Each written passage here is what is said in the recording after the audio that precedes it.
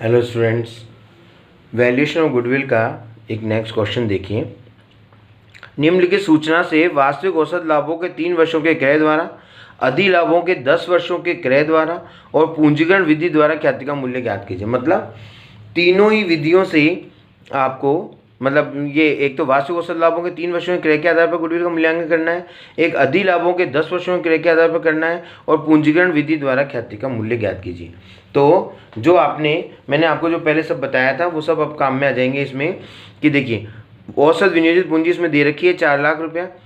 पिछले 4 वर्षों के शुद्ध व्यापारिक लाभ ये रहे 68,000, 75,000, 80,000, 92,000।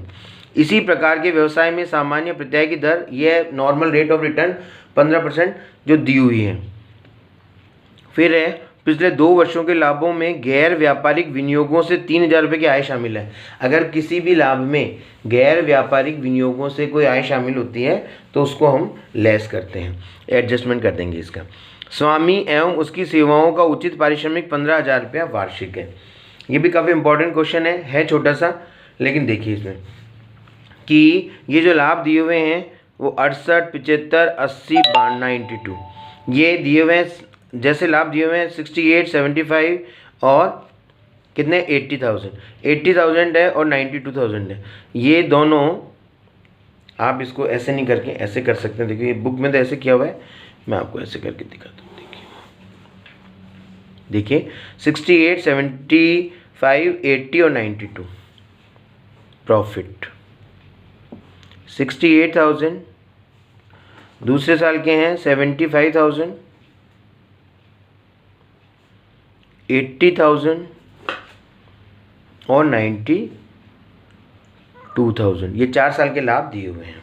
अब इसमें से इसने क्या कहा था आपको कि पिछले 2 वर्षों के लाभों में गैर व्यापारिक विनियोगों से 3,000 की आय शामिल है।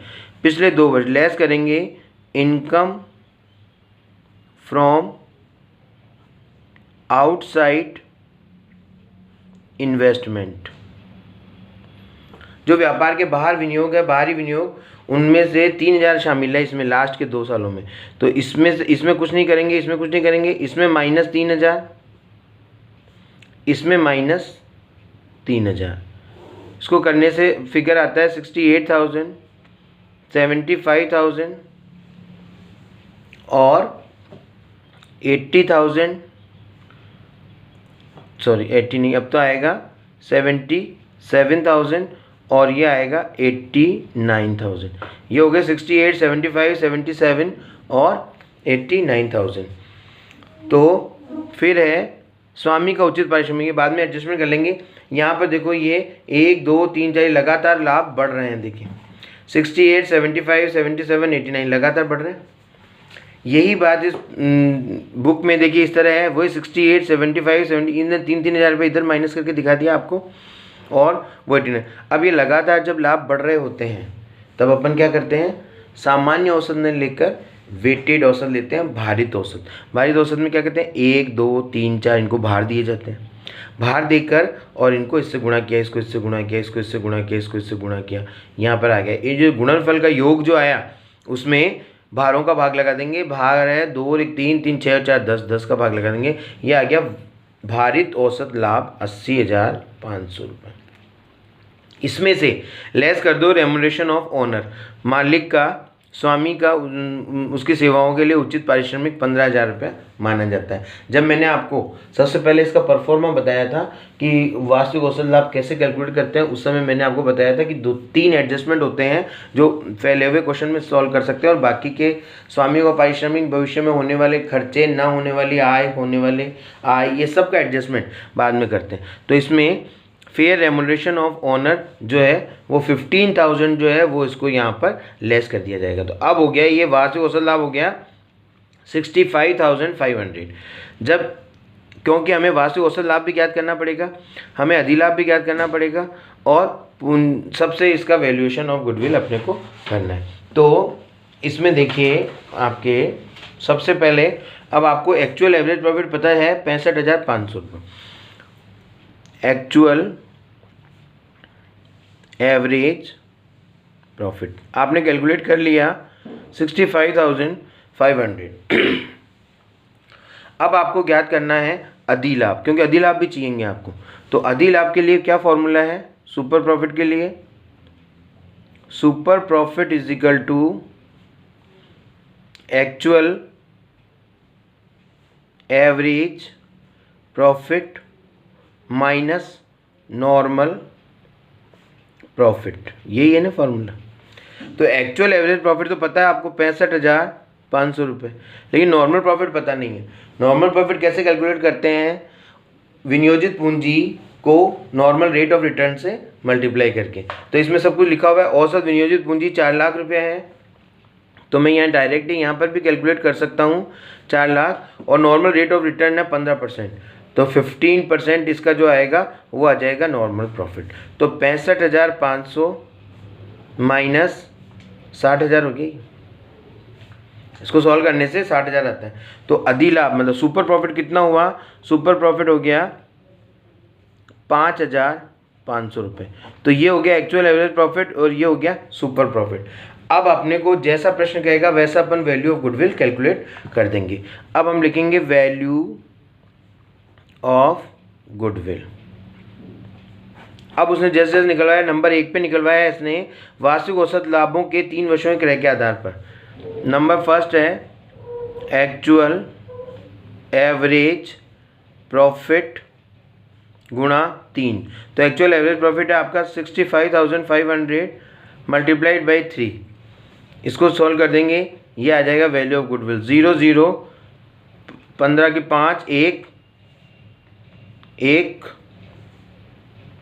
3,16,500। अगर वो वास्तविक औसत लाभों के 3 वर्षों के क्रय के आधार पर गुडविल का मूल्यांकन करेगा तो उसके गुडविल आएगी 3,16,500। देखिए ये आएगी value of actual average profit, sorry ये कैलकुलेशन मिस्टेक हो गया यहाँ पे। देखिए इसका आएगा, ये कैलकुलेट करेंगे 0 0 15 के 5 1 1 19 1,96,500, ये मिस्टेक है 1,96,500। तो ये आ गया 1,96,500। देखिए value of goodwill actual average profit multiplied by number of years purchase. 3 सालों के लिए कहा था तो 65,500 गुणा 3 कर दिया 1,96,500। अब वो कह रहा है सेकंड पर अधिलाभों के 10 वर्षों के क्रय के आधार पर। सेकंड तो सुपर प्रॉफिट मल्टीप्लाइड बाई 10।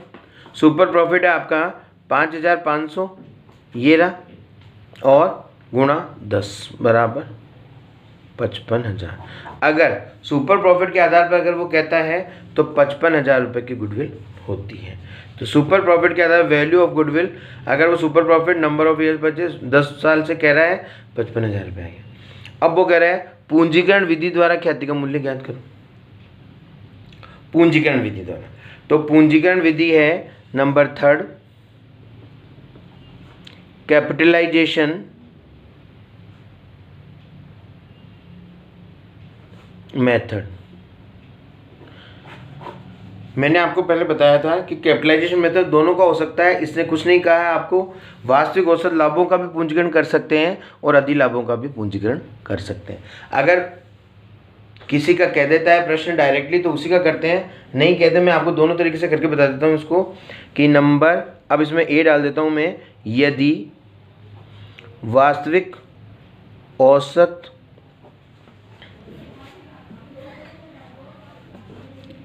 लाभों का पूंजीकरण करना हो तो अपने क्या फॉर्मूला है, एक बार वापस याद करिए जो मैंने आपको पहले आपके वीडियो क्लासेस में दिया हुआ है, उसमें देखेंगे इसका पूरा परफॉर्मा कि वास्तविक औसत लाभ बटा सामान्य दर गुणा 100। वार्षिक औसत लाभ कितने आए हैं आपके 65,500। सामान्य दर है इस प्रश्न में कितनी परसेंट है, सामान्य नॉर्मल रेट ऑफ रिटर्न 15% गुणा 100। इसको जब अपन सॉल्व करेंगे तो ये आएगा एक्चुअल एवरेज और गुणा 100 से आएगा ये 4,36,667 रुपये, 4,36,667 रुपये। ये आप इसको कैलकुलेट करेंगे तो इतना आएगा, आप कैलकुलेटर से इसका कैलकुलेशन कर सकते हैं। इस 4,36,667 में से लेस कर देंगे विनियोजित पूंजी, विनियोजित पूंजी कितनी है आपको मालूम है? विनियोजित पूंजी है आपकी, इस प्रश्न में लिखी हुई है औसत विनियोजित पूंजी 4 लाख रुपये। 4 लाख रुपये घटा दो तो 36,667 रुपये आ जाएगा वैल्यू ऑफ गुडविल, यह आएगा। अब वही बात बी में मैं आपको करके दिखाऊं कि यदि अधिलाभों का पूंजीकरण करना हो तो फिर अधिलाभों का पूंजीकरण करना हो तो फॉर्मूला है अधिलाभ बटा सामान्य दर गुणा 100। इसमें से कुछ जोड़ना घटाना नहीं है, इसमें डायरेक्ट वैल्यू ऑफ गुडविल आएगा। अधिलाभ है इस प्रश्न में 5,500, सामान्य दर है 15% और गुणा 100। इसको जब आप सॉल्व करोगे तो डायरेक्ट आएगा यही 36,667 रुपये, यही आएगा same. Whether you take the actual average profit और by super profit the value of goodwill will be same, ये सेम आएगी। तो आप इसको सॉल्व करके देखिए इस बुक में भी देख लीजिए आप, ये देखिए वापस एक बार और रिपीट हो जाएगा। अगर वास्तविक औसत लाभों का पूंजीकरण करना हो based on actual average profit, वो है actual average profit normal rate of return multiplied by 100, तो वही आएगा 4,36,667 रुपये। इसमें से एवरेज कैपिटल एम्प्लॉयड को लेस करते हैं। अगर वास्तविक औसत लाभों का पूंजीकरण करना हो तो एवरेज कैपिटल एम्प्लॉयड को उस पूंजीकृत मूल्य से लेस करते हैं, तय कर दिए। यदि सुपर प्रॉफिट का पूंजीकरण करना हो तो सुपर प्रॉफिट नॉर्मल रेट गुणा 100, डायरेक्ट वैल्यू ऑफ गुडविल आता है, ये सेम आएगा। तो इस तरह आपके ये गुडविल के जो क्वेश्चंस हैं वो आप करके देखेंगे। Thank you.